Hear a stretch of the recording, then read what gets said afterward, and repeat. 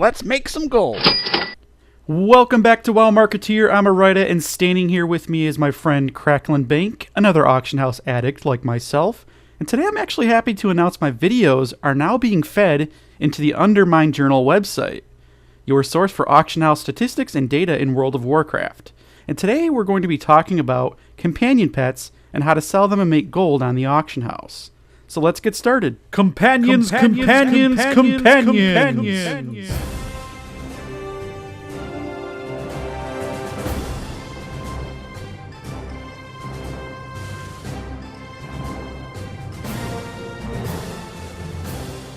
Man, Plucky sure can be a chore to catch. Hey everyone, I'm just out and about gathering some vendor companions to sell in the auction house to make some extra gold. This is an idea I reserve for days where I get really bored or sick of grinding mats to make flasks, bags, and gems.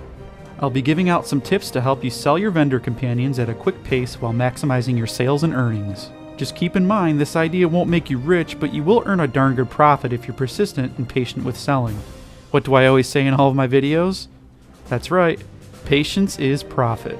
Before you begin flying all over, it's a good idea to have a pre-made list of vendors that sell companions. My main focus today will be buying companions that are sold for currency only. This means gold, silver, or copper, and not reputation points or other types of game currency.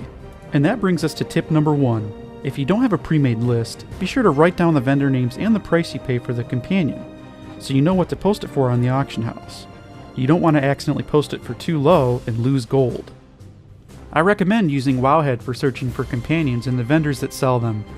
You can click on the vendor name and there will be a map with a dot that shows you the exact coordinates of where to go to buy them. Here I am out in Netherstorm at one of my favorite vendors, Dealer Rashad. He sells 8 companions and I buy them all. And that brings me to tip number 2. Be sure to stock up on the companions and buy enough to last you until, well, at least until you're ready to go out and do this all over again. Now I typically buy 10 of each companion, and this will last me about 2 to 3 weeks depending on the saturation on the auction house. And again, I don't use this method as part of my daily gold making, but it is still fun to do and you can make some good gold doing it.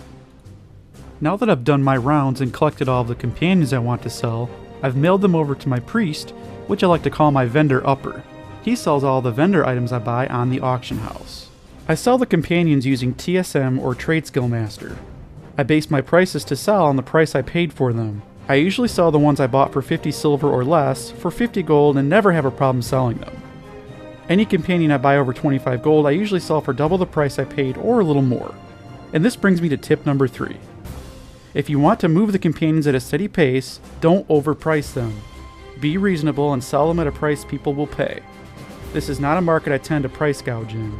This is a tricky market and you have to be somewhat generous with your pricing. Now I want to cover my 4th and final tip. Don't be like other people and post 10 auctions at a time. You want to give people the impression that these pets and companions are hard to find and not easily attainable. Post in increments of 2 so the buyers won't say to themselves, "What the heck? It looks like I can go farm this myself. I'll just look it up and check." And then you end up not selling your companions for that reason alone. But since I know you're all smarter than that and gonna follow the tips I gave, you shouldn't have a problem.